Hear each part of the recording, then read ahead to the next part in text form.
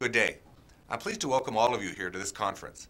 Unfortunately, I'm not able to join you in person due to commitments overseas.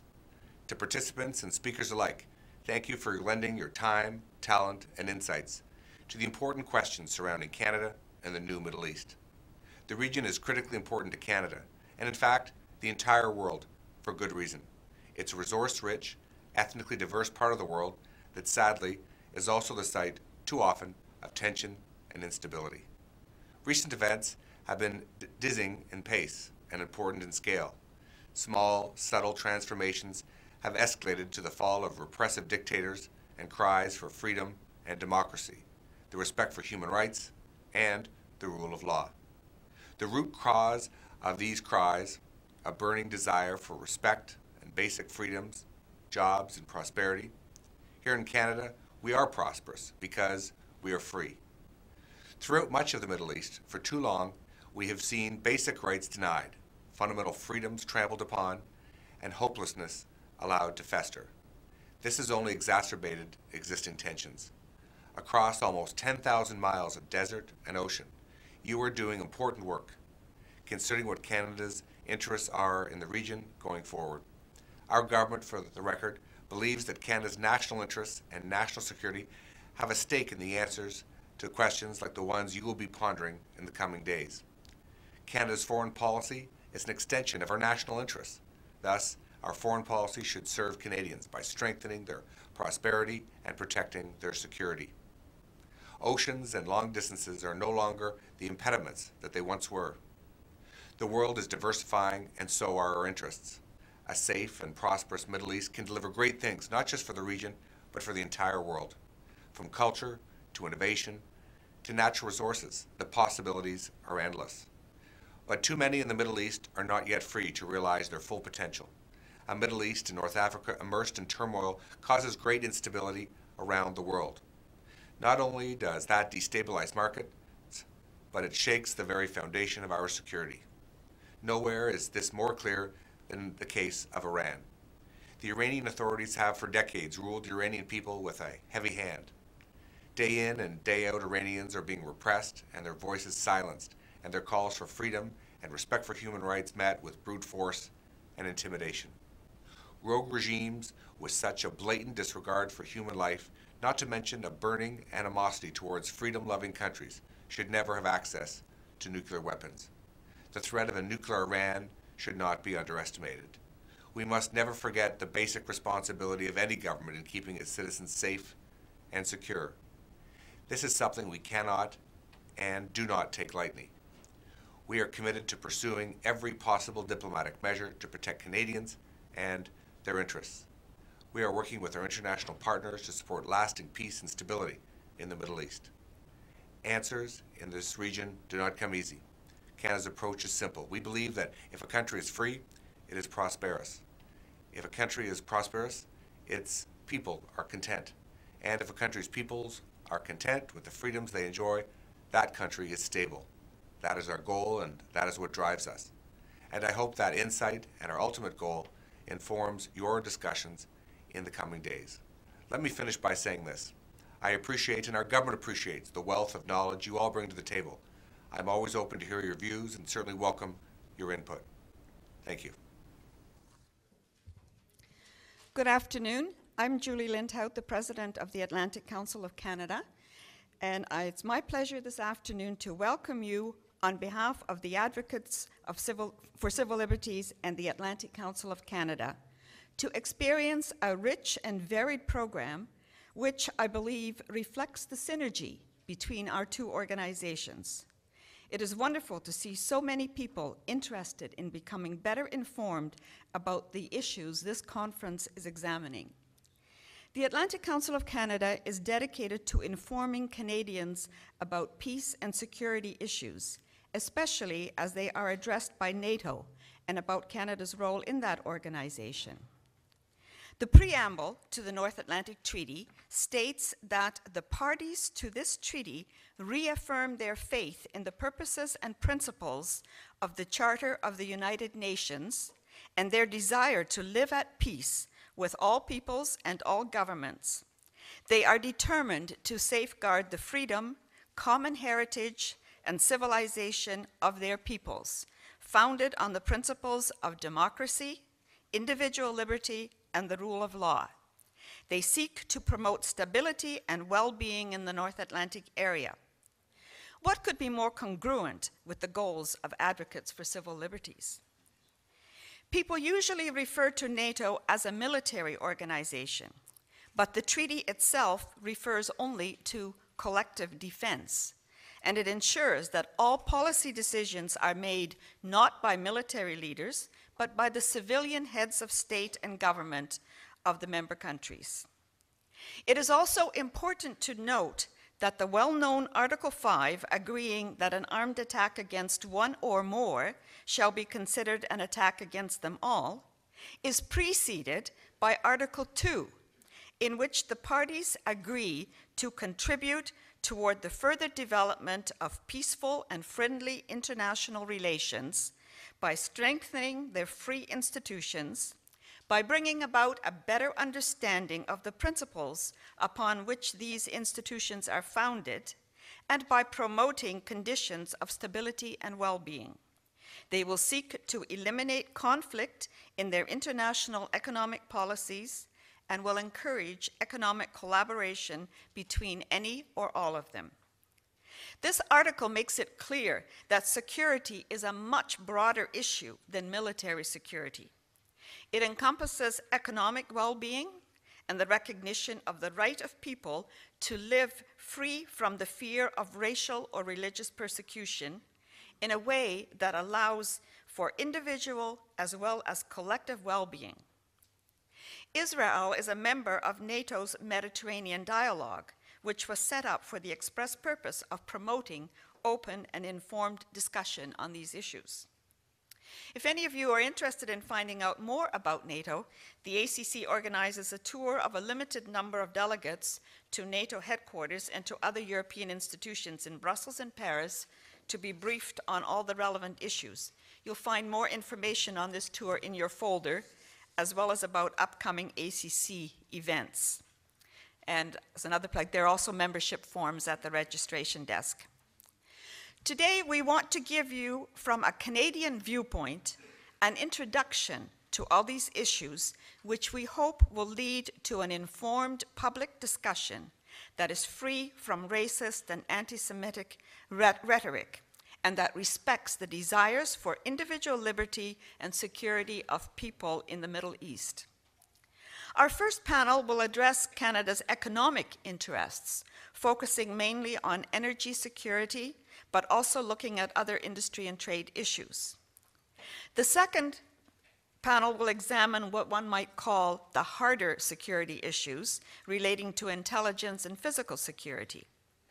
The third panel will explore the impact of the Arab Spring, which began only a little over a year ago on Canada, and the final panel will look at Canada's human rights challenges in the Middle East.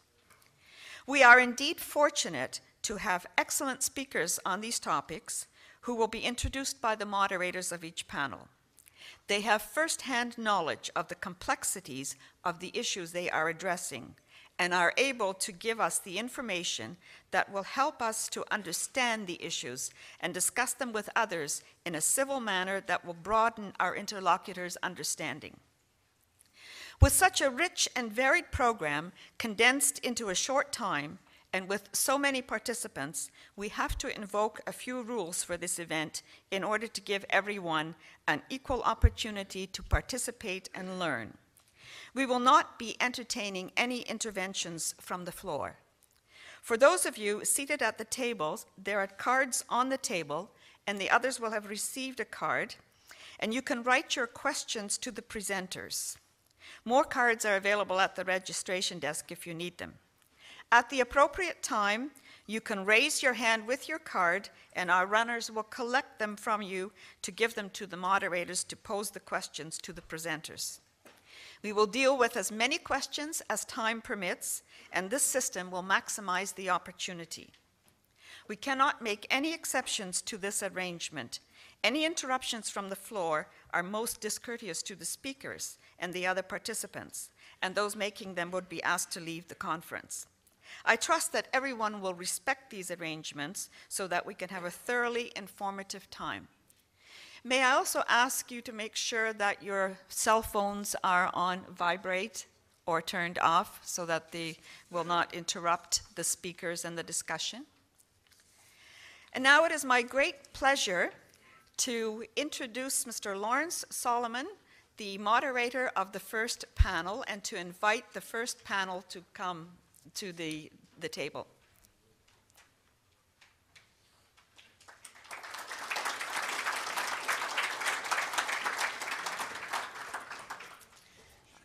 Yeah, and I'll introduce you in a minute.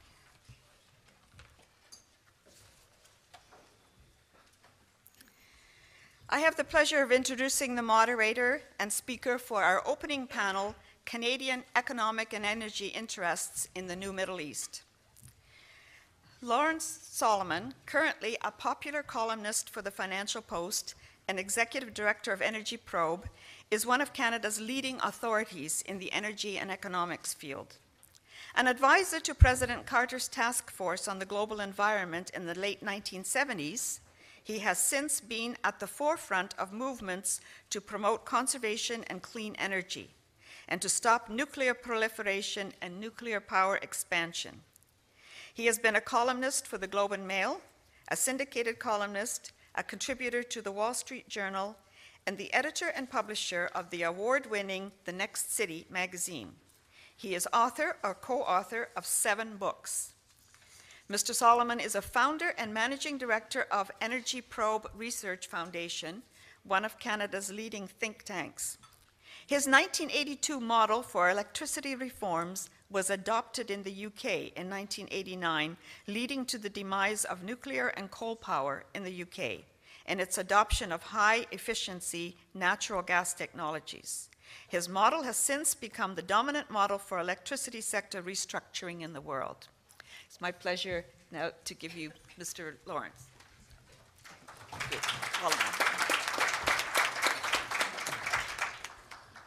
Thank you, Julie, for that introduction, and let me express my appreciation as well to the Atlantic Council of Canada and Advocates for Civil Liberties for organizing this important conference.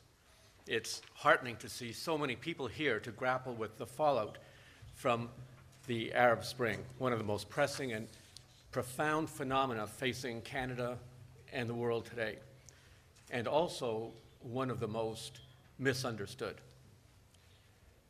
In my view, the Arab Spring has been from the beginning, and it will continue to be, an unmitigated disaster for the Middle East, a disaster that spells bleak times for most countries of that region.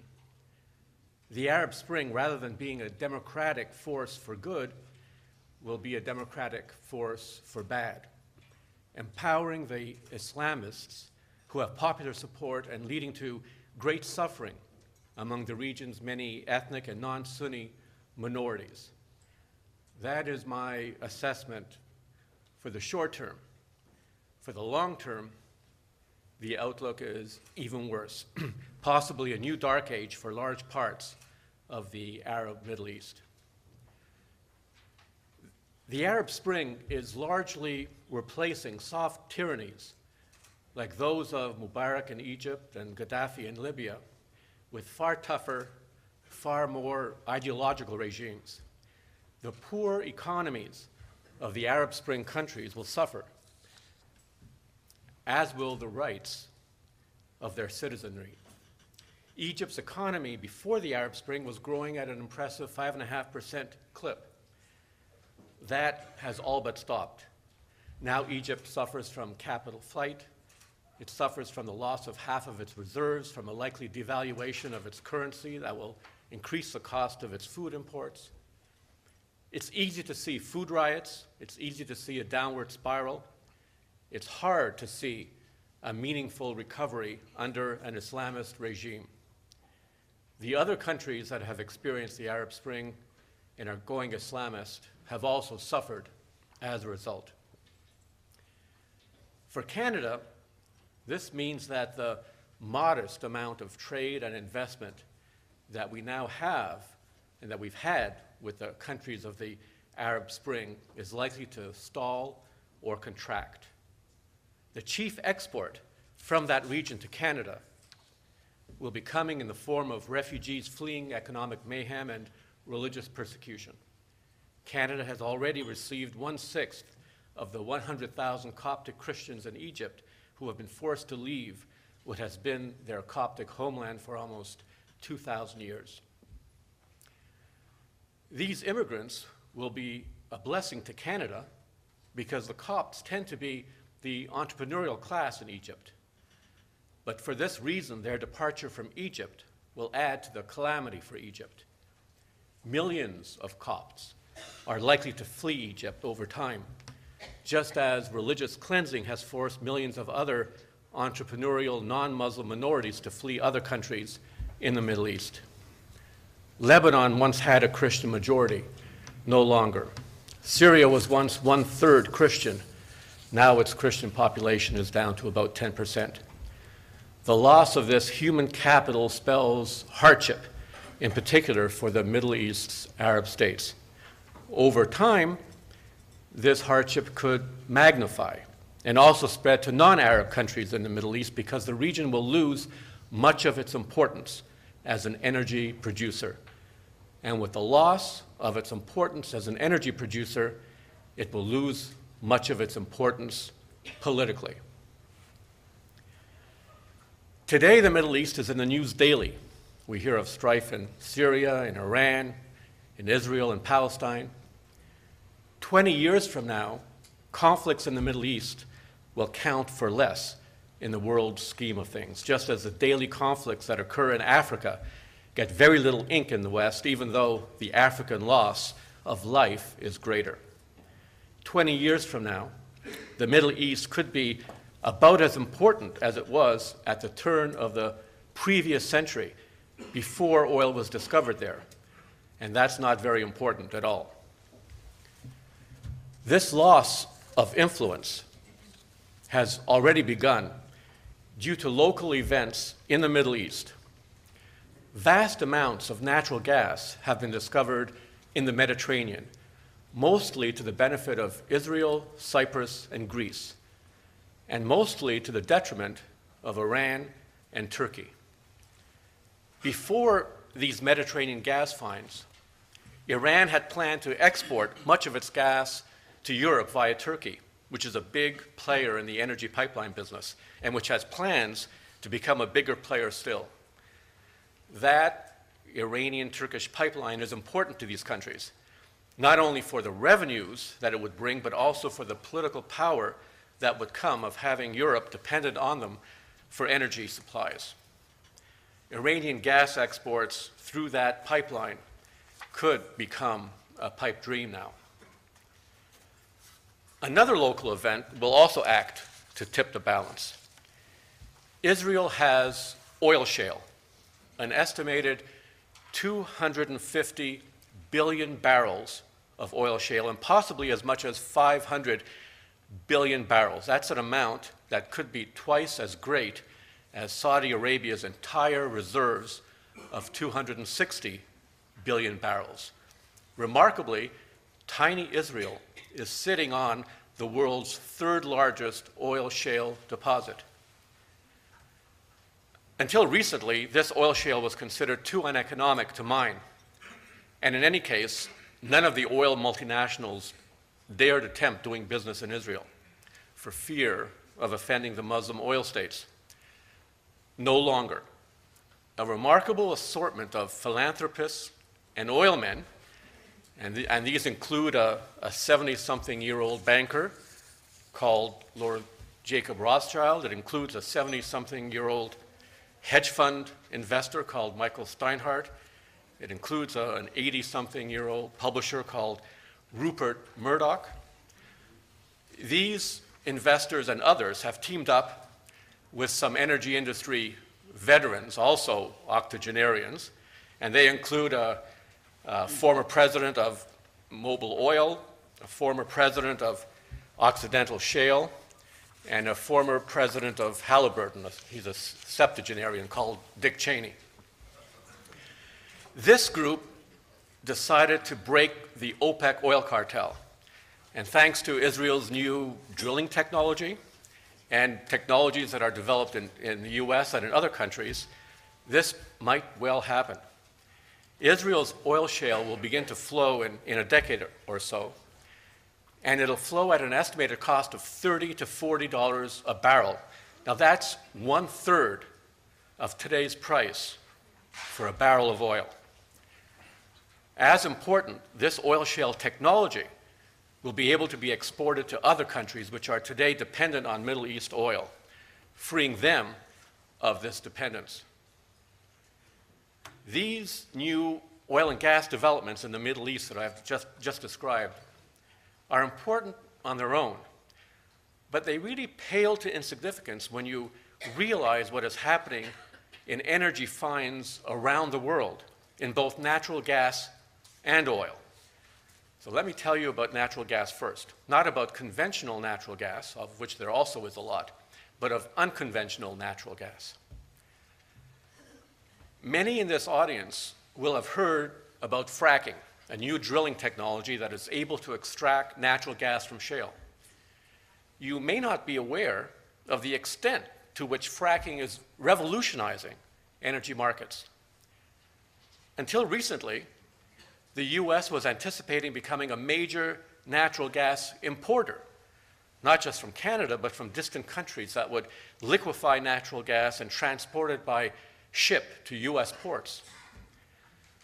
Well, thanks to natural gas fracking, the US has turned from a natural gas importer to a natural gas exporter. Those ports that the US built to import natural gas will instead be used to export natural gas.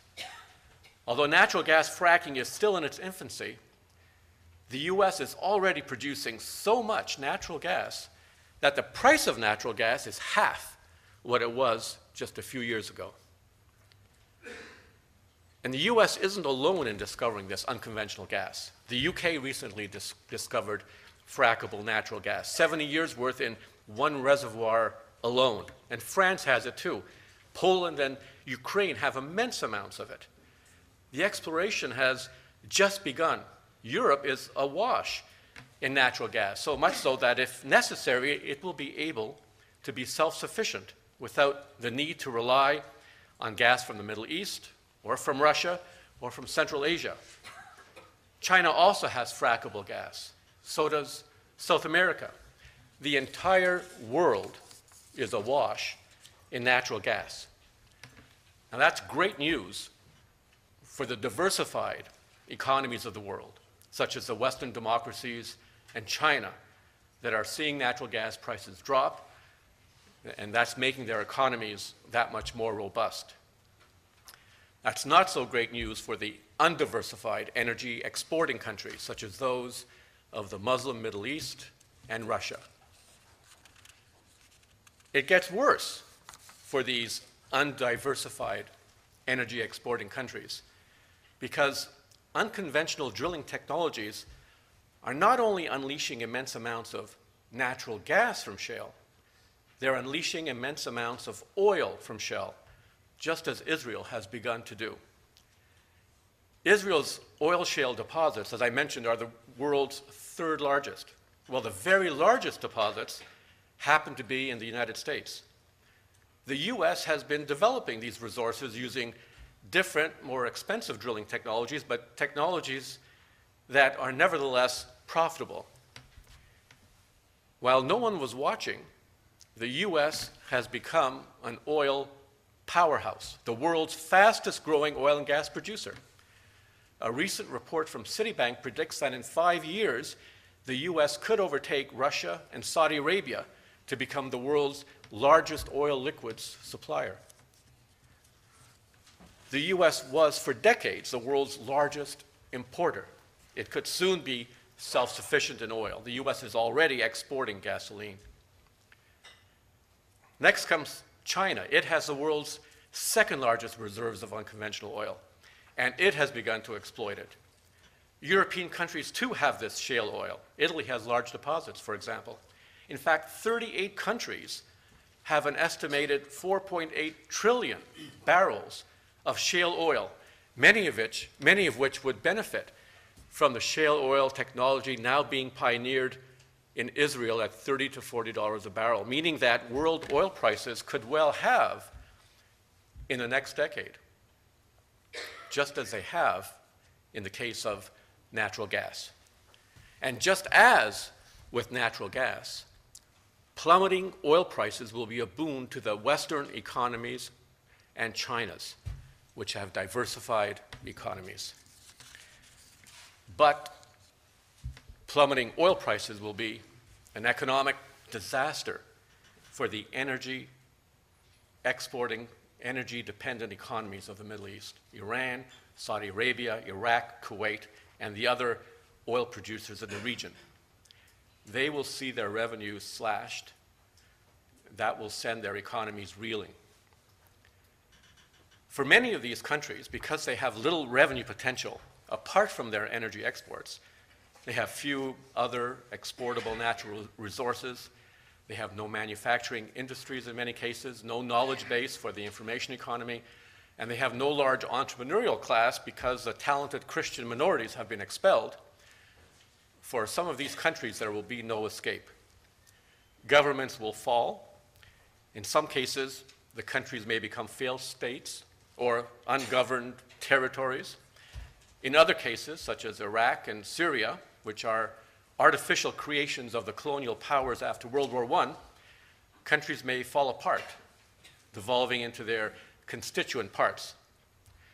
Most of the countries in today's Middle East were never coherent countries to begin with. Syria, for example, was in the 1920s a federation of 6 states representing 6 different ethnic and religious peoples. And here, there is some hope. Because once these different ethnic and religious groups, which are really different nations, once they rule themselves, instead of being ruled by a tyrant who needs to divide, needs to conquer, and needs to oppress to stay in power, once they can rule themselves, they may be able to build viable societies that can flourish based on their inherent strengths. They would then have the prospects for stable, diversified economies of their own. That will be then. Between then and now, there will be a long Arab winter, made longer by attempts in the West to preserve the Iraqs and Syrias in their present forms with their present borders. During this long Arab winter, much of the rest of the world, chiefly the Western democracies, will be prospering in our new era of cheap energy. But for the most part, we won't be prospering as a result of our investments in the new Middle East. Thank you.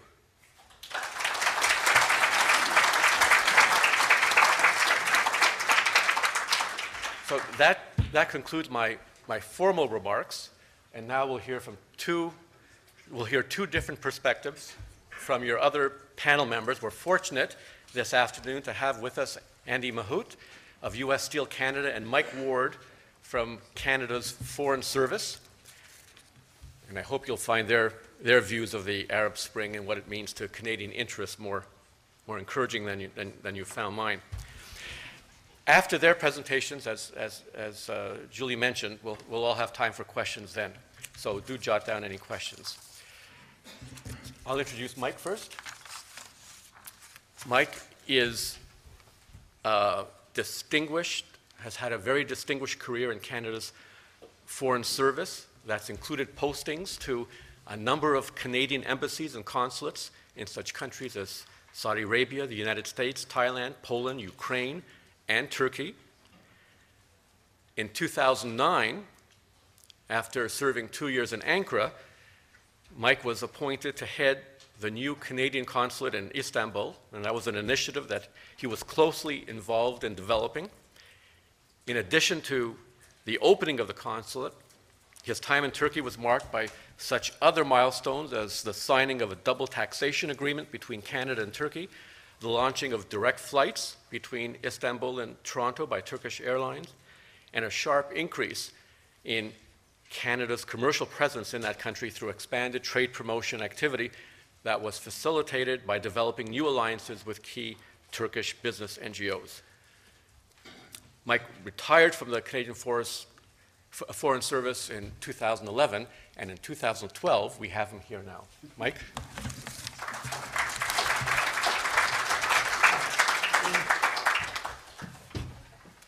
Thanks very much, Lawrence, for that introduction. I have to say that I won't be quite as provocative, and I come at it from a different perspective in terms of the commercial aspect of Canada's relations with Turkey. And then I'm going to take an overview of the MENA region, the Middle East and North Africa region. And then I'm going to identify some of the emerging energy issues facing Turkey and the region, including a focus on recent oil and gas discoveries. Lawrence covered those quite well and thoroughly, but I'll touch on them briefly. And I'll also talk about the renewable energy prospects in the area. And then I'm going to finish with a conclusion that departs a little bit from Lawrence's, I suppose, if you extended yours. I'm going to finish with a conclusion that points to increased Canadian commercial potential in Turkey and in the Middle East region in North Africa. And I should just mention as well that when I refer to the Middle East or MENA region, I'm really going to focus on GCC countries and some of the larger countries, Israel as well. I won't be going into some of the smaller ones. So, as we all know, it's a region of contrasts. It's an area of some of the major oil and gas exporters, as well as countries that rely heavily on imported energy supplies. It includes some of the world's major economies and some of the poorest. There are policies and arrangements in place to enhance trade and investment, and there are others that restrict those activities. And there's a wide discrepancy in corporate governance practices in the region. However, there's one common aspect to the whole area, and that's that many Canadian and international firms are currently looking to increase their commercial presence in that part of the world. Take Turkey, for example. Forging commercial ties with Turkey is not new for Canada, and I think it's fair to say that efforts have been made by both Turkish and Canadian governments to expand and deepen those ties in recent years. For example, as Lawrence mentioned, a new Canadian consulate was opened in Istanbul in December 2010 that focuses primarily on expanding bilateral commercial links. In fact, Export Development Canada, or EDC, representatives worked side by side with Canadian trade commissioners in the Istanbul consulate. For its part, Turkey opened a Consulate General office in Toronto, also in 2010, and His Excellency, the Consul General, is here with us today. A double taxation agreement between Canada and Turkey came into force at the beginning of this year. The two countries are conducting internal consultations on the possibility of launching discussion towards a free trade agreement. And Turkish Airlines, as Lawrence mentioned, now flies 4 times a week between Istanbul and Toronto, making it much easier for business and leisure travel between those two cities. Now, there are a good many reasons for Canada's stronger focus on Turkey, especially its business-friendly laws and regulations that make it one of the most Western-oriented of the countries in the area. With a gross domestic product ranked, this always got when I would talk to business people across Canada, a gross domestic product ranked 17th in the world. This G20 economy is bigger than those in any single MENA country. Turkey's story is all the more impressive when taken in the context of the economic crisis. Prior to the recession, Turkey's growth rate was among the highest in OECD countries. As a result of its objective to eventually join the EU, a number of key laws and regulations were introduced throughout the previous decade and into this one. These were designed to strengthen the economy and to attract foreign direct investment. Consequently, Turkey weathered the recession much better than many of its peers. While Turkey's economy didn't escape the crisis unscathed, it staged a strong comeback. In 2010, the country's economic growth of 9% was higher than the majority of the emerging market economies. In 2011, the economy grew by a further 7.5%. Against the backdrop of strong economic growth over the past decade, Turkey has met many other key criteria firms looking to trade and invest internationally are looking for. Let me highlight a few. First, it's politically stable. When the government was re-elected last year, the stock markets went up. Second, in the years leading immediately up to the world crisis, Turkey was one of the top destinations for attracting foreign direct investment, and those investments are expected to pick up over the next few years. Third, it has a young and educated population with an abundance of employable skilled workers, and with a domestic population of about 73 million, it's the third largest country in Europe, with a domestic consumer market that's about twice as large as Canada's. And finally, it is in a central geographic location relative to Europe, the Middle East, and North Africa. In other words, it's in a very pivotal spot. This central location has led to both a sophisticated transportation infrastructure to some of the huge markets in the region, and to a growing number of trade and visa easing arrangements with neighbors that promote regional trade and investment. All of these factors have helped make Turkey the regional headquarters of an increasing number of multinational firms. For example, Microsoft serves some 80 countries from its base in Turkey. Our own Bank of Nova Scotia serves 40 countries from its Istanbul office. Not to say, of course, that the country isn't facing its fair share of economic challenges.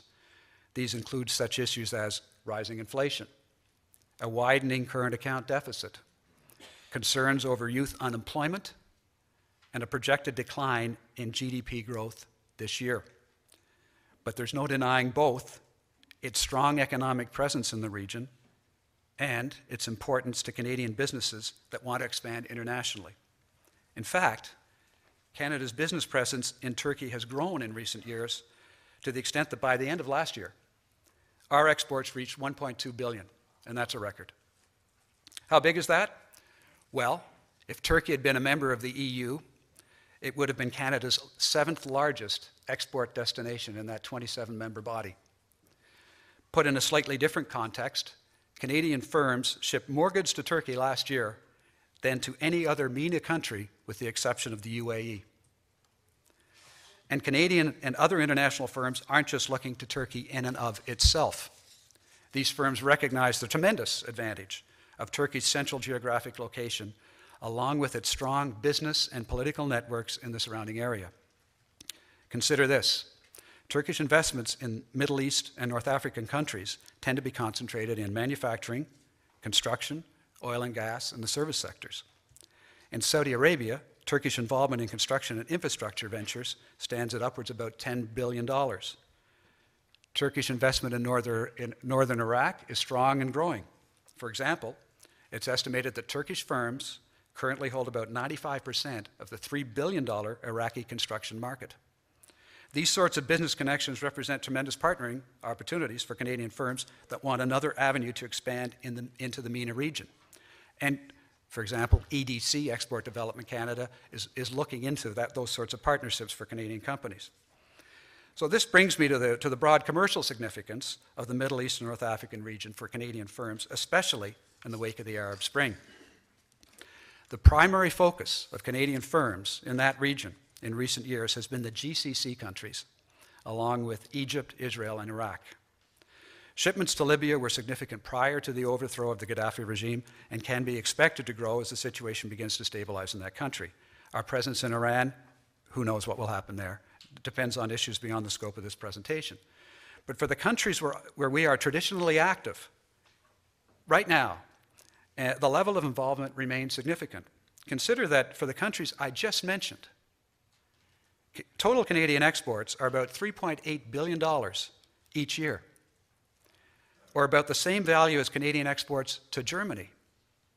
If you add in Turkey, our exports reach about what we send to South Korea. There's no question that North American governments are now looking towards increased trade and investment in this region. For example, in May 2011, U.S. President Obama called for, among other things, a new, quote, trade and investment partnership initiative, unquote, with MENA countries. Along these lines, some members of U.S. Congress have proposed new free trade agreements with Egypt and Tunisia, and for deeper economic ties with Libya. The U.S. implemented a trade agreement with Jordan last year. For some time now, Canada has utilized various means to boost commercial activity in certain MENA countries. These include agreements to avoid double taxation and to protect Canadian investments abroad. More recently, in its report on plans and priorities for 2011 and 2012, the Department of Foreign Affairs and International Trade stated its intention to explore trade liberalization initiatives with Gulf cooperation states and with other key nations such as Jordan, Qatar, and Tunisia. Late last year, and in line with this objective, the government tabled legislation to implement a Canada-Jordan FTA. And I spoke to the head of the Canada Business Council about that, and he says this is a wonderful initiative, and he's looking for the government to do more. The government also announced its intention to begin negotiations with Morocco towards a free trade agreement. Also late last year, the government invited Canadians to comment on the scope of potential negotiations to expand our existing 1997 goods-only free trade agreement with Israel that could include such areas as services, investment, and government procurement. These initiatives have been warmly welcomed by Canadian businesses that see tremendous commercial potential in the region in a range of sectors. And it's not just Canadian and US firms that are looking to increase their presence in the MENA region. A recent Economist Intelligence Unit report highlighted the views of companies from both emerging and developed markets on doing business in the MENA region and Turkey. According to the survey, which came out last July and did not include Israel, most companies plan to expand significantly in the region, mainly in the wealthy Gulf states. In particular, investments over the next 5 years will tend to concentrate more in the UAE, Saudi Arabia, Qatar, Turkey, Egypt, and Jordan. The focus of the Gulf region likely reflects, and then this is, we can talk about this because Lawrence's excellent talk raises these valid issues, but the focus, the reason most business people are looking at it is they see the positive economic outlook for these countries as a result of oil. There's no question that some MENA countries have strong political and legal institutions that serve to increase their attractiveness to foreign investors. For example, according to the World Bank, Qatar ranks high in terms of the rule of law. Saudi Arabia is ranked as one of the easiest countries in the world in which to do business, followed by the UAE, Israel, Qatar, and I guess that's it. Turkey's further down on the list. There are still, however, some major issues. For example, nearly half of those surveys stated that current unrest is likely to have an adverse impact on their business prospects in the near future. And of course, there are issues that predate the Arab Spring demonstrations. Intra-regional trade has been hampered to an extent by political disagreements, such as those involving Israel, Palestine, and Turkey, and the much larger issue of Iran, along with smaller regional issues. As a result, trade between MENA countries accounts for only about 10% of all of their trade, and that's much lower than corresponding rates in the EU, North America, and Asia, where, for example, trade amongst Asian countries is about 25% of their total trade. Investors take this into account. Foreign investors have also expressed concerns about bureaucratic red tape, perceived lack of transparency, and a shortfall in qualified labor in a number of countries. Not really an issue in Turkey, certainly not an issue in Israel. Now, while there are differences in the size and strength of the economies in the region and in levels of commercial integration and development, one common theme is a need for energy. There are definitely the haves and the have-nots when it comes to natural energy resources. Turkey is a major energy consumer, yet it has very little in the way of its own oil and gas reserves. As a result, while exploration in the country continues, it relies heavily on foreign sources for most of the fuel it uses. The cost of this energy requirement has contributed substantially to what's known as the country's current account deficit, which essentially means that the value of Turkey's imports exceeds the value of its exports. As Turkey's energy demand grows in the years ahead, so too will that current account deficit. But there's some good news here for Turkey. Europe is also dependent on imported energy, Now, they may find some offshore, and they may be fracking, but right now they're highly dependent on imported sources. And most of that comes from countries that are in closer proximity to Turkey. As a result, Turkey is playing a growing and strategic role in the transit of oil and gas to Europe from such sources as Russia, the Caspian region, and the MENA region. Increasingly, oil and gas will be shipped to Europe via a network of existing and planned pipelines that will transit Turkey. These pipelines will result in growing revenue for the Turkish government and investment in the sector for refineries, pipelines, and related infrastructure. These are areas where Canadian products and expertise could play a big role. Turkey has also stepped up its oil and gas exploration activities within its territory and in the region. For example, exploration has expanded to the Black Sea, which could hold reserves for Turkey of up to 10 billion barrels of oil. Like other countries, as Lawrence mentioned, Turkey is also looking to explore lucrative potential oil and gas reserves in the eastern Mediterranean area. Now, Lawrence covered it. I'll just take a slightly different approach. In terms of the eastern Mediterranean, it's extremely important. A few years ago, largely a result of some of the discoveries, the U.S. Geological Survey conducted a study of the estimated oil and gas reserve in the areas offshore Lebanon, Israel, Syria, Egypt, Greece, Turkey, and Cyprus. And the conclusions were impressive. They found a lot of oil, and they found a lot of gas.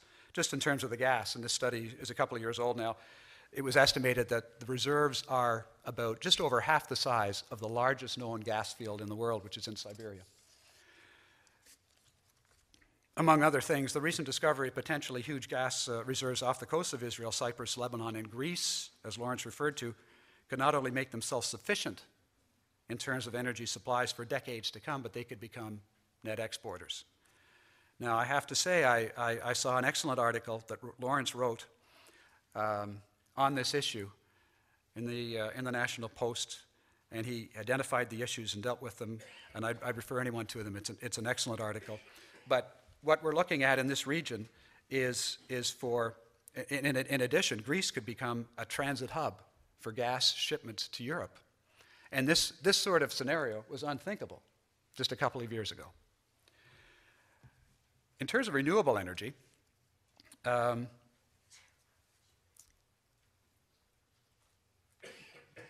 there's both the haves and the have-nots in the Middle East are searching not just for new gas potential, but also for other sources of energy. In fact, many countries in the area have set renewable energy targets that they plan to reach over the next decade. In a recent report, the management consulting firm Ernst & Young predicted that a significant amount of foreign investment in renewable energy will flow into the MENA region once political stability is in place. And no wonder. By 2020, Egypt is aiming to have 20% of its energy requirements come from renewable sources. Algeria has set the same 20% target. Morocco is looking at an objective closer to 40%. Even oil-rich Saudi Arabia is in the game, aiming for 10% sourcing from renewables by 2020. And Abu Dhabi has set aside $15 billion to meet its renewable energy target of 7% by 2020. Now, a lot of the development will be in the area of solar. If you've been to the Middle East, you know that it has an abundance of sunshine. In fact, some studies suggest it has twice the solar power potential of the United States. But wind is also an option.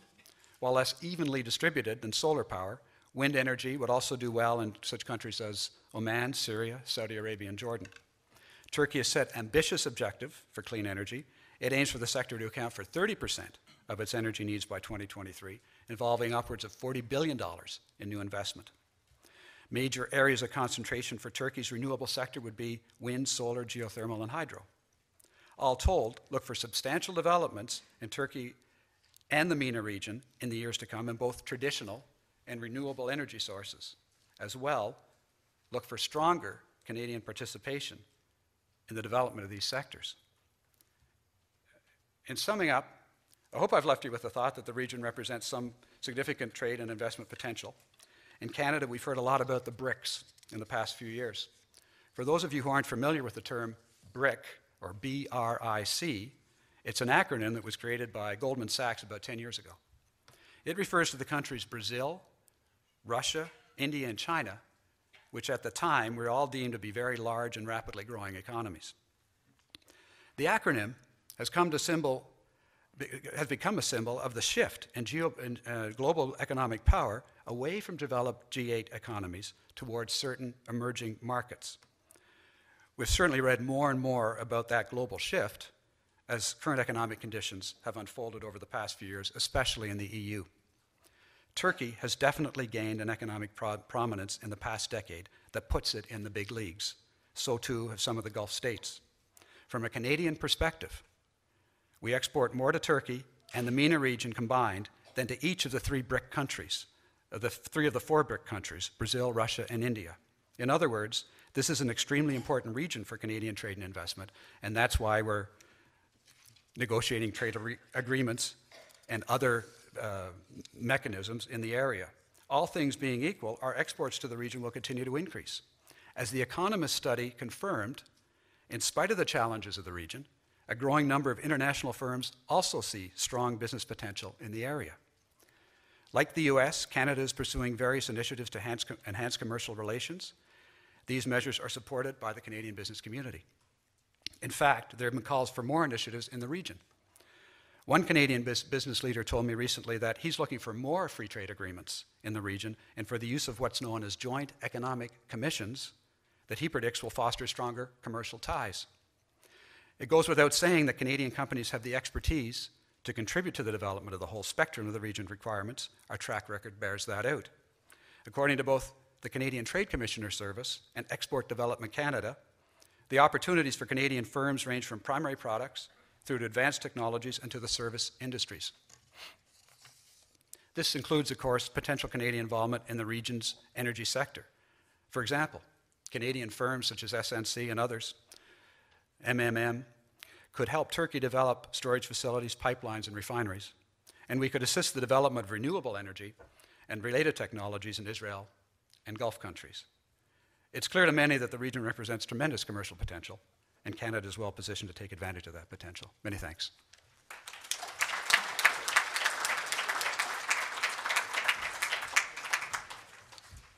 Thank you, Mike, for that excellent presentation of the wonderful potential that's out there. Let's all hope that it's realized. And now it's my pleasure to introduce another excellent, distinguished speaker who also has firsthand experience in the subject that he's talking about. Andy Mahut.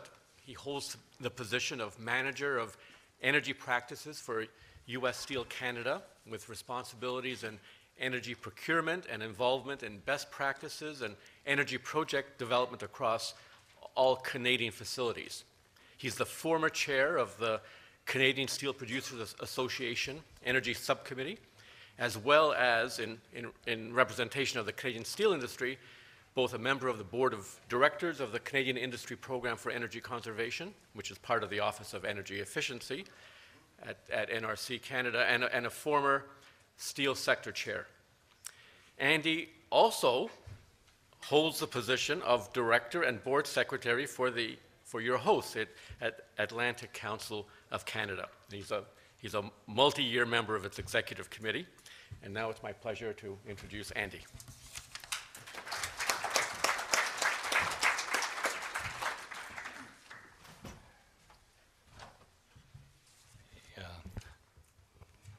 This thing to the right height. Thank you, Lawrence, for the very kind introduction.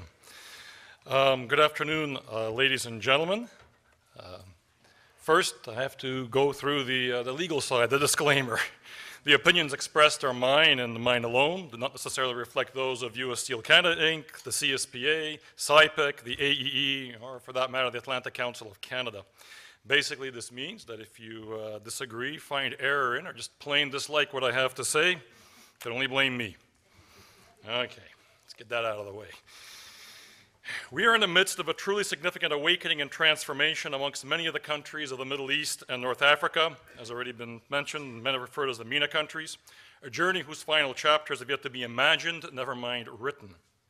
Against this backdrop and in recognition of our globally interwoven societies and economies, it is both appropriate and immediately relevant to consider the impacts that this exercising of rudimentary democracy may have upon Canada, the nation that we live in, and one of the most currently immediate files in that regard, upon which both our economy and standard of living depend, is energy security.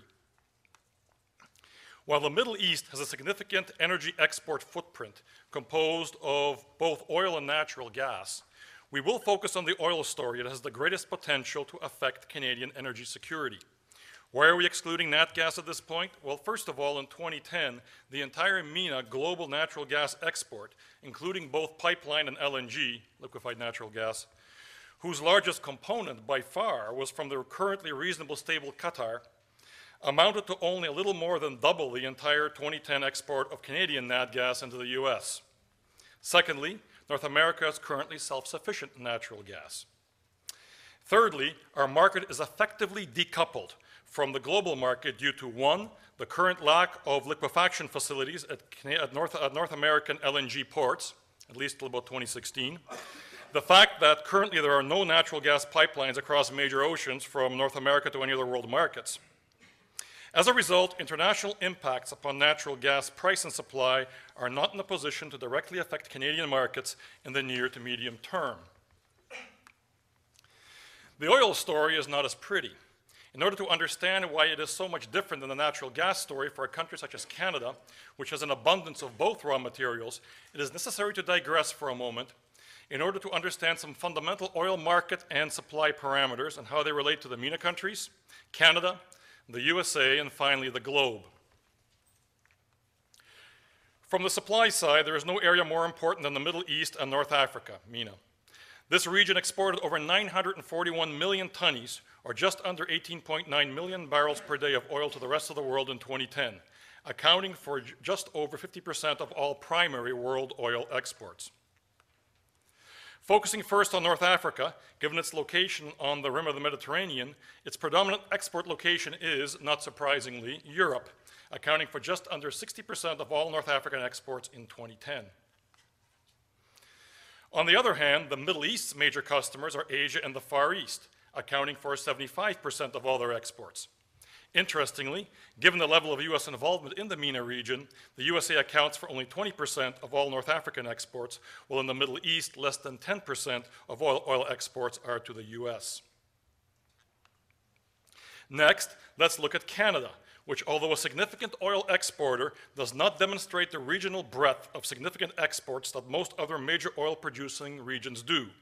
We are, in fact, almost exclusively tied to the U.S.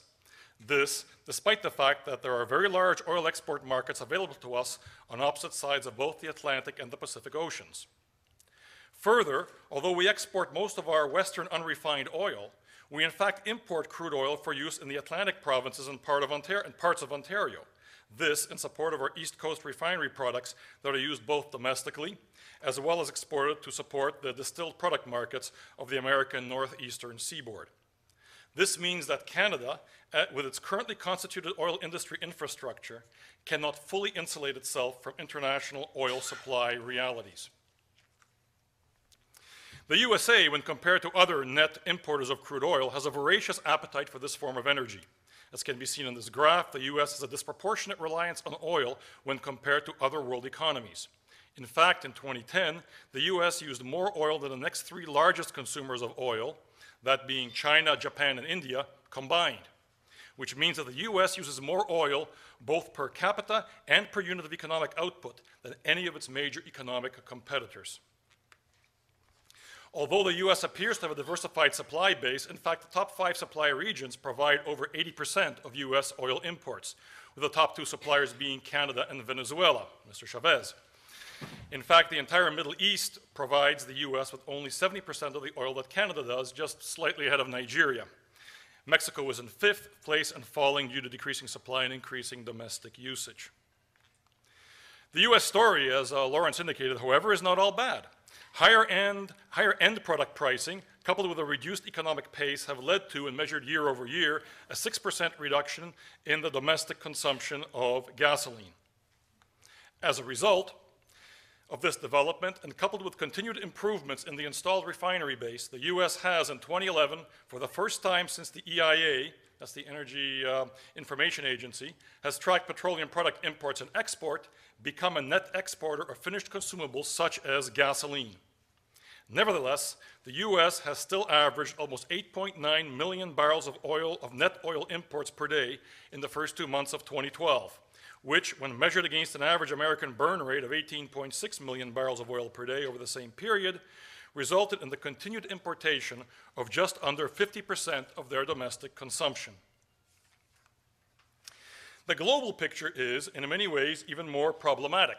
In 2010, global consumption of oil was about 4.028 billion tonnes, or put another way, since big numbers are kind of hard to imagine, just over 1,000 barrels of oil per second.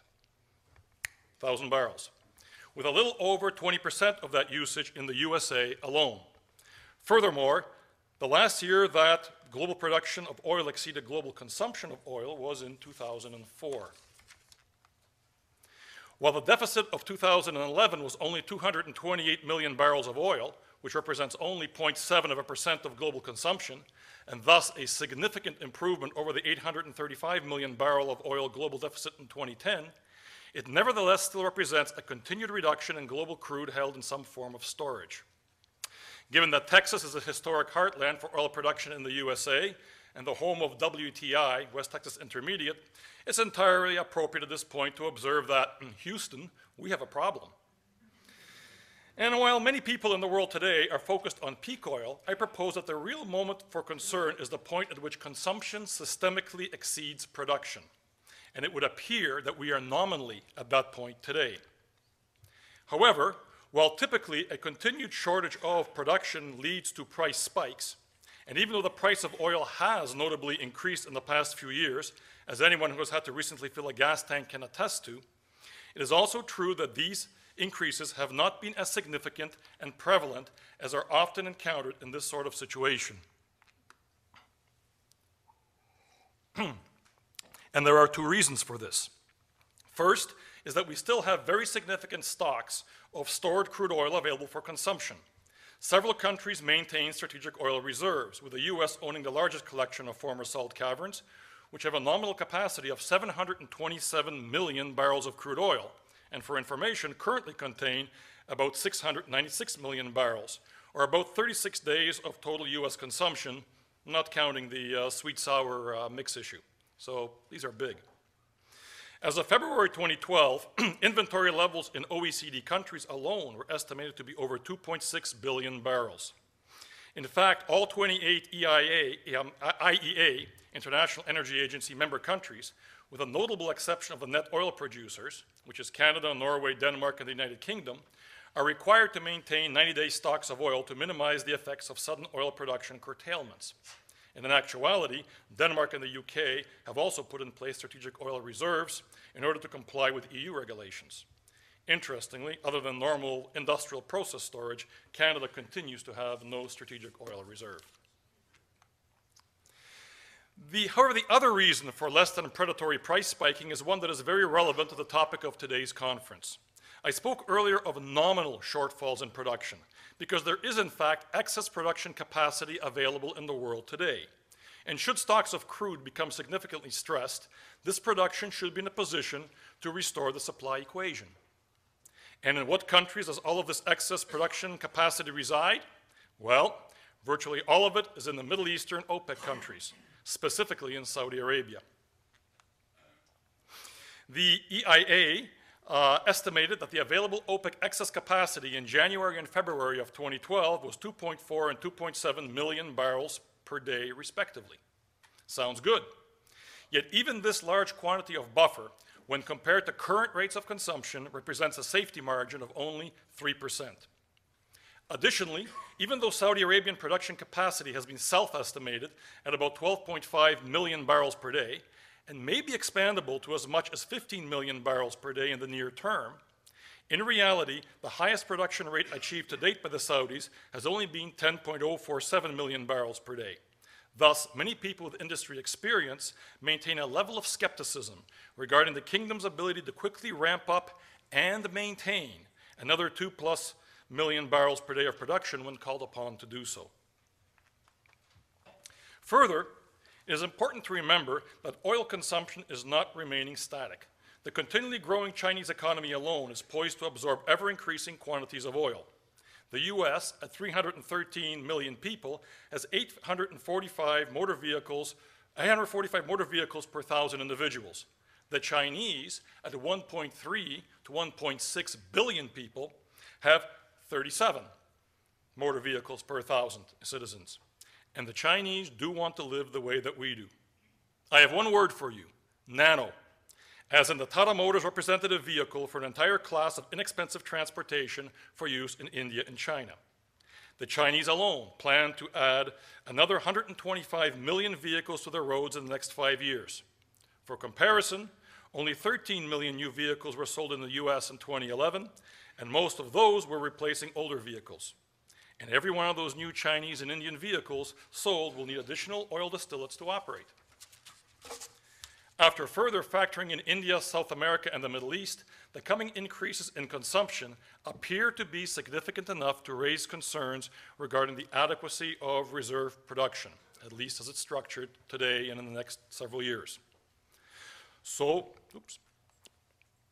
while it appears that we are currently in a position to manage short-term oil production curtailments of low to medium severity, the supply-demand balance remains on a knife's edge, backstopped by a rather thin excess production safety margin that is supplemented by various strategic oil reserves. However, in the event of a high-severity event of significant duration, our only fallback will be significant demand reduction, and that within the context of a continually eroding excess production safety margin. With the aforementioned perspectives in mind, let's now take a fresh look at the new Middle East. In the MENA region, there are many significant oil producers. And although this map is old, it does show where the main MENA region oil fields are to be found currently. As you can see, a lot of the world's producing oil fields are in the MENA region. In fact, just the Middle Eastern countries showing significant signs of either unrest or international provocation accounted for 9.2% of world oil production in 2010, and such similar North African countries accounted for an additional 5%. And this does not include future potential hotspots, such as the predominantly Shiite areas of Saudi Arabia, that just happen to be in the eastern regions of the country, you know, where the Al-Ghahar oil field, the world's largest producing field, is located. If Saudi Arabia, at 12% of world production in 2010, were to experience significant production disruption, then the consuming world would be in serious trouble. And lost production due to internal strife is not a theory. The US White House estimates that over 140 million barrels of oil production have been lost to date due to the unrest in Libya, which accounts for well over half the 228 million barrel global shortfall between production and consumption in 2011.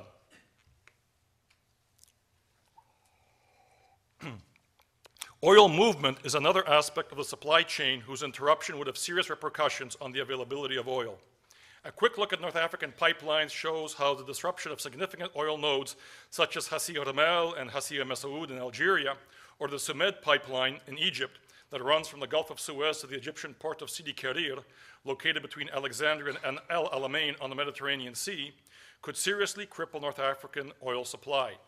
In fact, back to the port of Sidi Kerir, it is further important as it is the location of one of the 3 global crude oil storage terminals belonging to Saudi Arabia, the other 2 being in Rotterdam and Okinawa, that form the backbone of the kingdom's final defense against oil shocks due to production disruptions.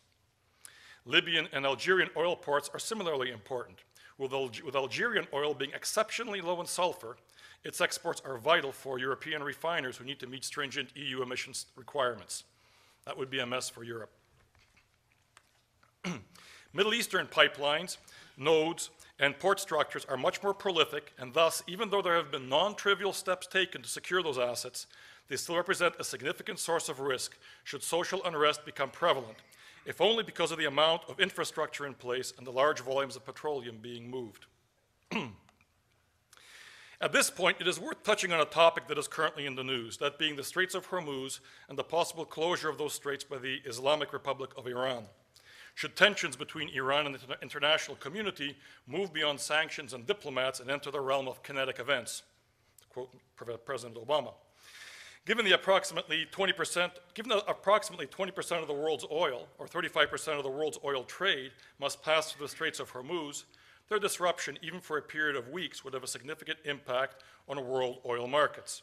The U.S. currently has 2 carrier groups centered on the CVN-70 Abraham Lincoln and the CVN-72 Carl Vinson, along with a plethora of other blue water assets in the region, with a third carrier group centered on the CVN-65 Enterprise in the Mediterranean and apparently on the way. The capabilities of such an armada are difficult to overestimate. However, Iran is not without the capacity to make passage through the Straits a hazardous exercise for civilian vessels. And while most of the focus has been on anti-ship missiles such as the Sunburn or the Onyx, I would suggest that this focus is misguided. Iran is thought to possess the fourth largest inventory of sea mines in the world, totaling about 5,000 weapons, including at least 1,800 top-flight Russian mines and about 1,000 Chinese mines, including EM-11 bottom influence mines, and perhaps most importantly, EM-52 rocket-propelled rising mines, together with several Kilo-class submarines to aid in laying those things. Even first world navies have had troubles with mines. Between 1950 and 2001, 77% of all U.S. Navy ship casualties were caused by mines. And it does not take many civilian tanker sinkings to cause shipping insurance to rethink their policies. As a result, it is reasonable to believe that closing the Straits of Hormuz for a marketplace impacting period of time is a credible threat that could significantly impact both oil consumers and producers around the world, with direct impact being felt by both the Far East and Europe, and indirect secondary repercussions being felt throughout the global oil market. Okay, given our understanding of the global oil situation and how it is interrelated with the new Middle East, let's now consider the risk that disruptions may in fact occur. Most instances of societal disgruntlement and subsequent reaction require not just a trigger, but also an underlying condition or conditions. And while these conditions can be political in nature, they are often, and in many instances primarily, a result of deteriorating economics. When one examines the rates of inflation prevalent in the MENA countries, especially as they apply to food, it is apparent that, in many of these countries, the underlying economic conditions that can provide primary fuel to societal unrest remain unresolved. And add in the political dimensions, and we have the conditions needed to foster continued unrest. And when reviewing the oil export portfolio of the larger MENA contributors to the world oil market that have recently exhibited instability, whether internally or externally generated, it is clear that even a small percentage of their production can be non-trivial to replace. So what does all this mean to Canada?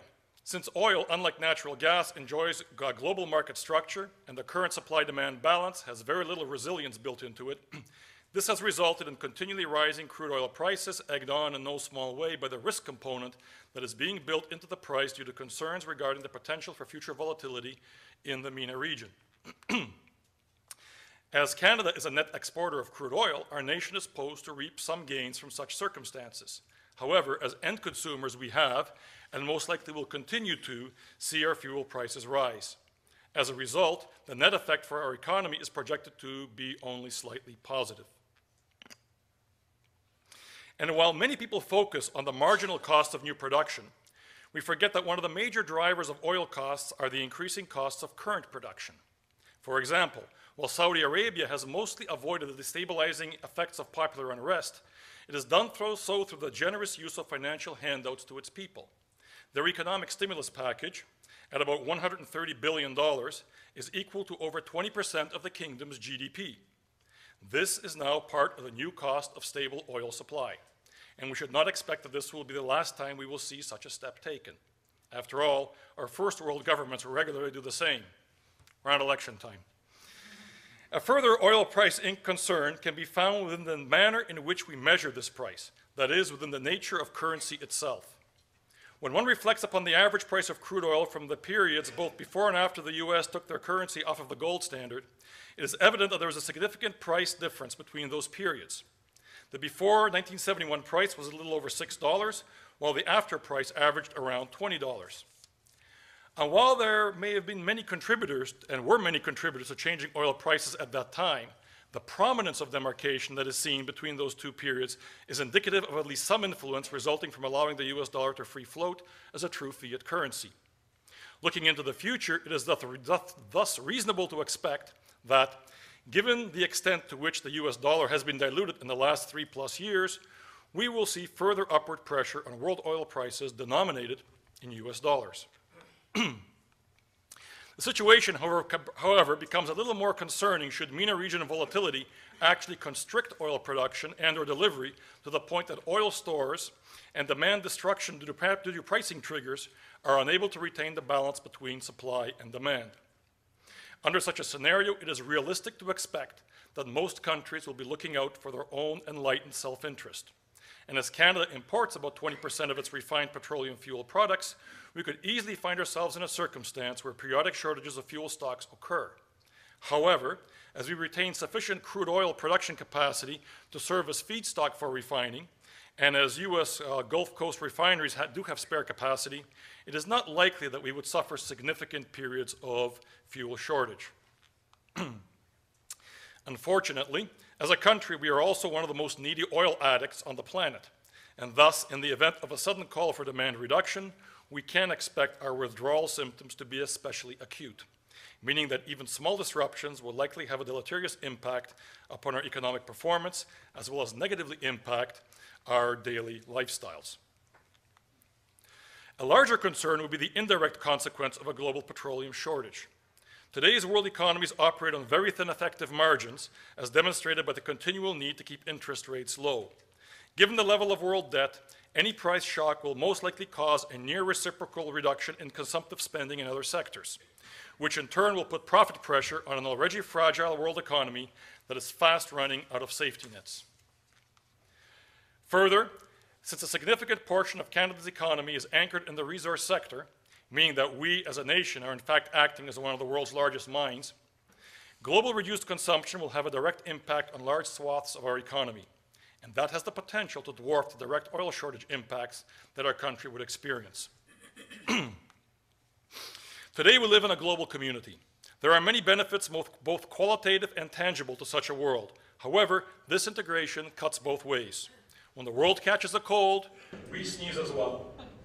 We are in a global community, and this means that what happens in the MENA region of the world needs to be of interest to us, because in many ways it really is a part of us. This afternoon you will hear many excellent speakers providing you with an understanding of what is happening in this region of the world and why you should find importance in these happenings. I hope that I have further impressed upon you why the repercussions of such actions in this part of the world are not only important to us as individuals and constituencies that are interested and supportive of human values and freedoms, but also quantifiably important to us, to you, your community, your lifestyle, and your Canada. And this is why today's proceedings are so very timely and relevant. Thank you very much, and enjoy the conference.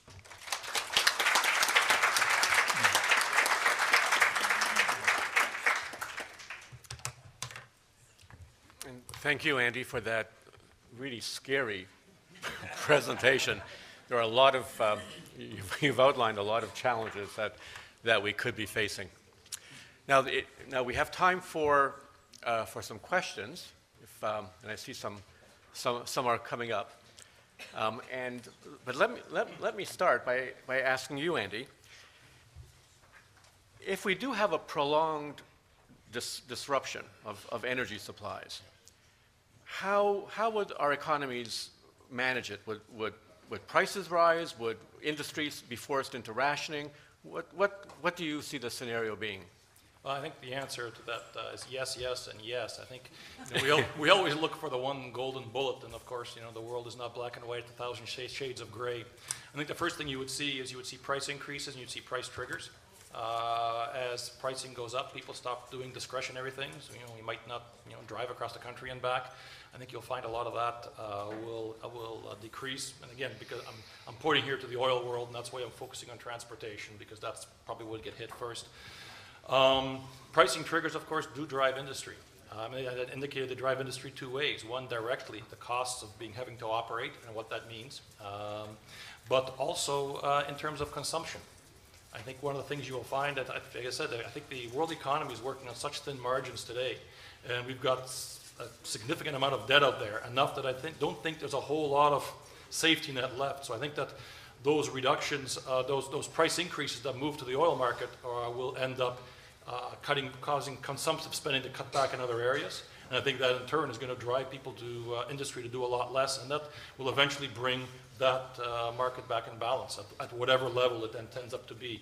And by the way, I don't expect that you're going to see 35% of the world oil trade disappear. I think, I have faith in what the First World Armed Forces can do. But I do believe that you could get to the point if things go off the rails, because things can go off the rails in the world. And should that happen, yeah, I believe that we could find ourselves having to deal with pricing triggers and that. I mean, your world's great 10 years from now. We still got to get there. Right. Okay, now we have a question for Mike. Are you concerned at all that by investing so heavily in Turkey, we may be indirectly financing terrorism? The reticence the Europeans have about Turkey's admission to the European community stems from just that. I don't think, I think one of the most stable countries in the region is Turkey. And I lived there for 4 years. I don't see terrorism being an issue in Turkey. It's a stable country. I could walk freely just about anywhere. There are no concerns at all in Turkey itself, and that's reflected, I think, by the, for example, the U.S. Focus on establishing its presence, by the multinational firms that are having an increasing presence. Bank of Nova Scotia, the Canadian company, other Canadian companies are moving in. No, it's certainly and it's interesting because I find that a lot of Canadians just have a different perspective of Turkey. You really, if you live there, you see a totally different point of view. Thanks very much. Thank you. And now there's a question for me. You predict a major economic decline in undiversified oil exporting countries such as Saudi Arabia. Is this a reason to rejoice? Couldn't this economic decline lead to a new Arab Spring and the overthrow of pro-West Arab states in the Gulf, the result being radical anti-Western regimes that threaten international aid and Western security? And I think that actually it certainly is a risk, and in my view, that's what has happened. Saudi Arabia is another one of these states that are allies of the West. It's a mixed relationship, and it's all very, very problematic.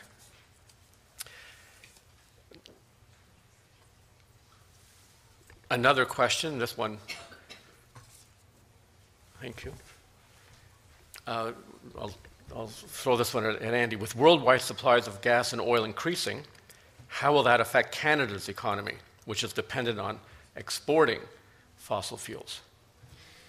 Well, I think in the, I guess we have to again parse here between the immediate term, where I'm not convinced we are seeing such massive growths in production that we can rest easy. I think in the short to medium term, I don't see that. But in the longer term, if the things come to pass as they appear to be, there's a lot of oil shale out there. There are a lot of really amazing opportunities out there today. I recognize that a chunk of that will be eaten up by older fields expiring, which is normal. We're always rolling them over. But there does appear to be the potential, if the world does everything right, or most things right, to move forward. Should that happen, sure, Canada will feel the impact. Canada feels the impact right now. The Western Canadian Shale Basin feels the impact of nat gas that closed at $2.20 on NYMEX for the month of April. Do they feel that? Darn right they feel it.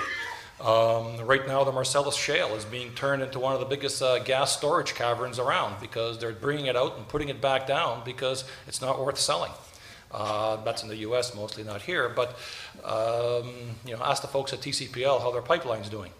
I mean, there really are real Canadian impacts should the energy sector become less profit-driven, especially since our tar sands, which is a big chunk of it, are non-trivial, and you're not going to get them at the same price as $30 oil shale that you can with some of the new technologies.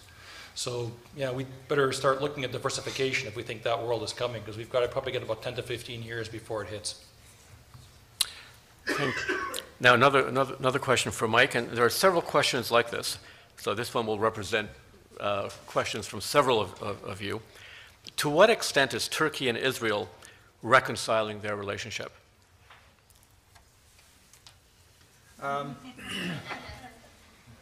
You know, my focus is on, thanks for the question, my focus is more on the commercial aspects. I think, as everyone in this room knows, the relationship was quite good until a couple of years ago.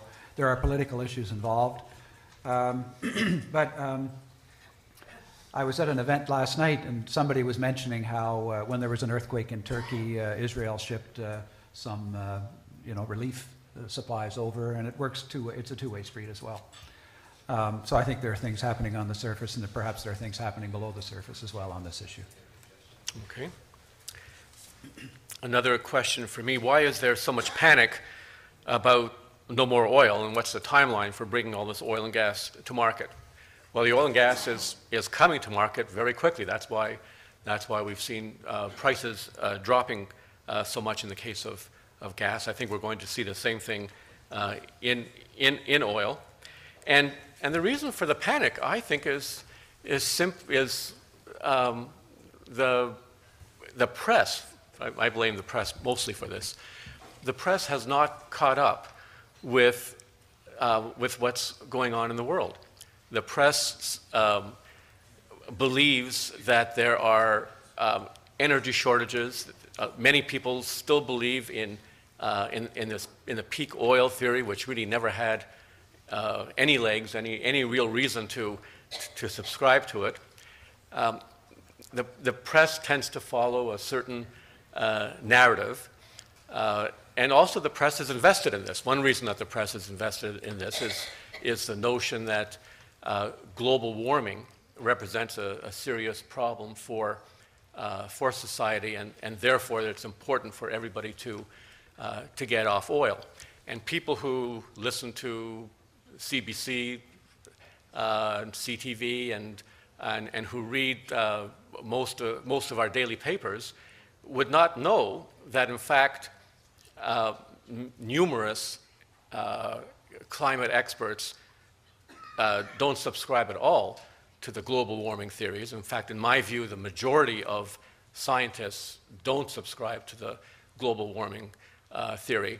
But you don't get this information from the press. You do get this information from the blogosphere, which has supplanted, I believe, the press as a source of information. And for that reason, most people, unlike most leaders, but most people in the West no longer worry about dangerous global warming. People who, if you look at the opinion polls in the U.S., for example, less than 40% of Americans are concerned or believe that global warming is caused to any important extent by human activities.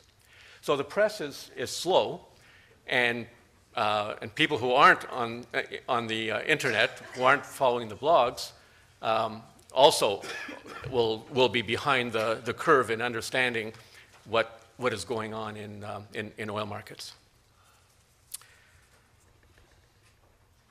Now, a question for Mike that I don't understand, but maybe you would. When will Turkey be a post-modern country?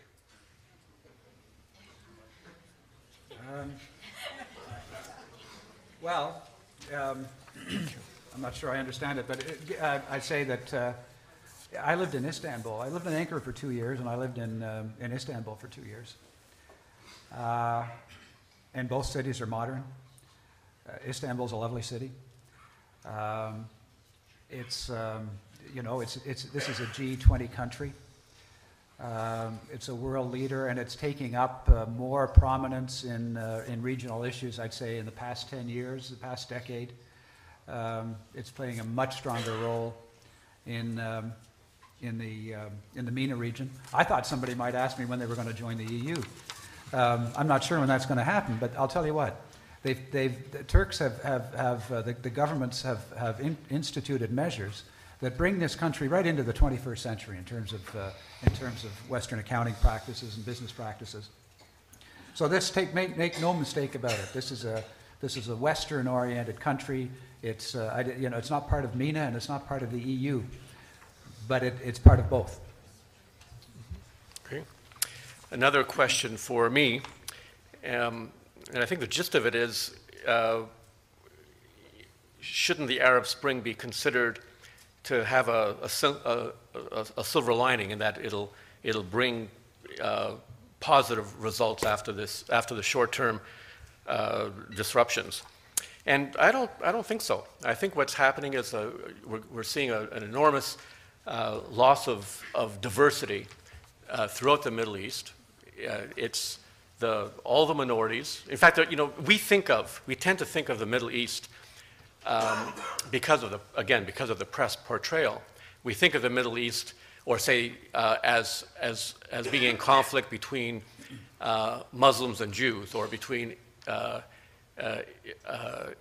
Israelis and Arabs. And the way I think we should be viewing the Middle East is as a mosaic of numerous ethnic and religious minorities. That within all these countries there are actually many, many minorities, and each of them have their own aspirations, each of them have their own strengths and weaknesses, each of them have their own potential for economic development. Each of them want freedom. They all have different ideas of how they should progress and what the meaning of progress is. But what we're seeing with the Arab Spring is really a democratic movement, and democracy is great when minority rights are respected, and democracy is tyrannical when you don't have respect for minority rights.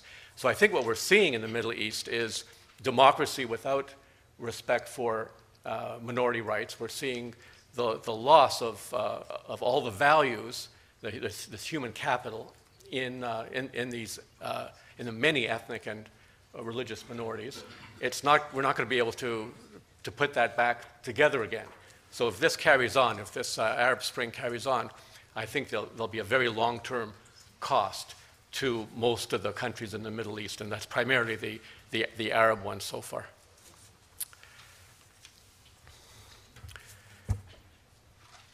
So here's a question about the greater Middle East, India.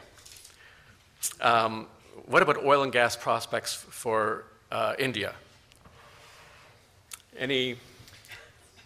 Well, I can take a stab at it. It's interesting that during now that the world is trying to isolate Iran, India has come out and said that they will continue to buy oil from Iran, and because they can't process their payments through SWIFT, they're going to be looks like they're going to be paying them back in bullion.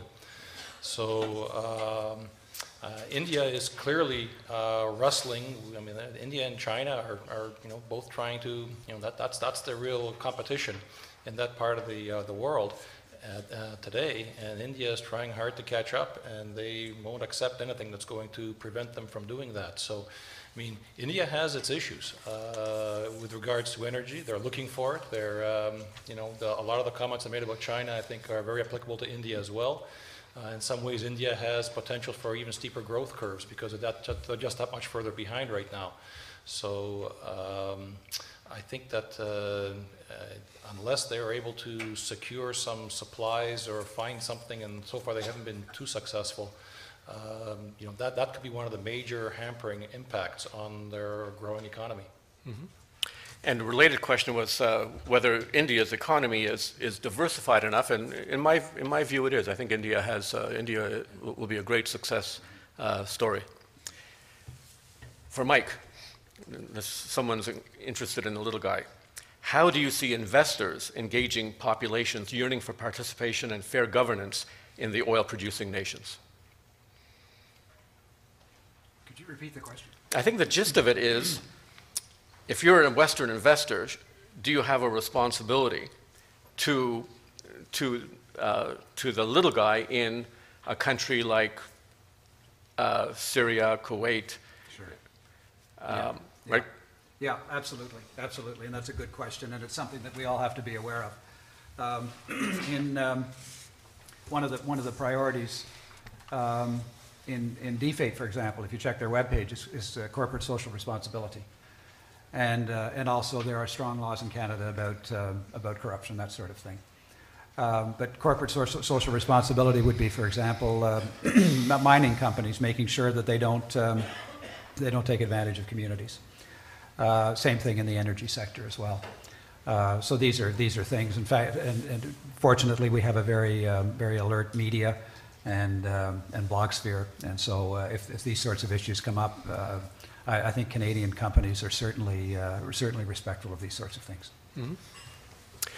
And now a question about the natural gas deposits in the Mediterranean, which might they be a source of conflict between countries, example, Turkey and Israel? And are the gas deposits the underlying cause of any current dispute there? And in fact, the gas deposits may well lead to war. Turkey has disputes with Cyprus. Turkey has disputes with Greece. Greece for decades has been afraid to develop its very substantial offshore oil and gas reserves. Greece's offshore oil and gas reserves, if it could develop it, its value would be enough to liquidate Greece's debt. But it has been threatened with war if it does try to develop those resources, because Turkey has claims there as well. What's happened now is, because Israel has discovered substantial quantities of natural gas, and adjacent to, this is in the Mediterranean, and adjacent to the Israeli Mediterranean fields are fields owned by Cyprus, which are also very substantial. And that has led to an alliance between Israel and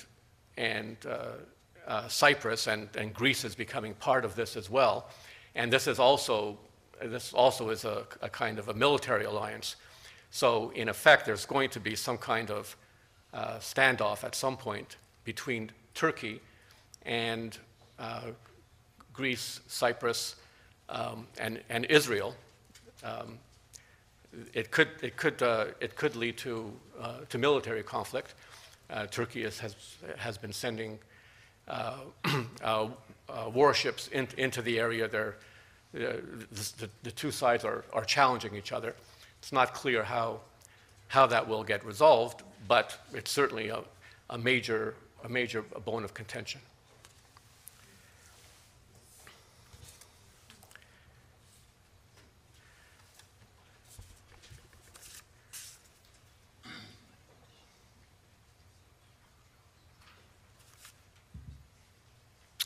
Well, I think there are quite a few other questions, but they cover similar subjects.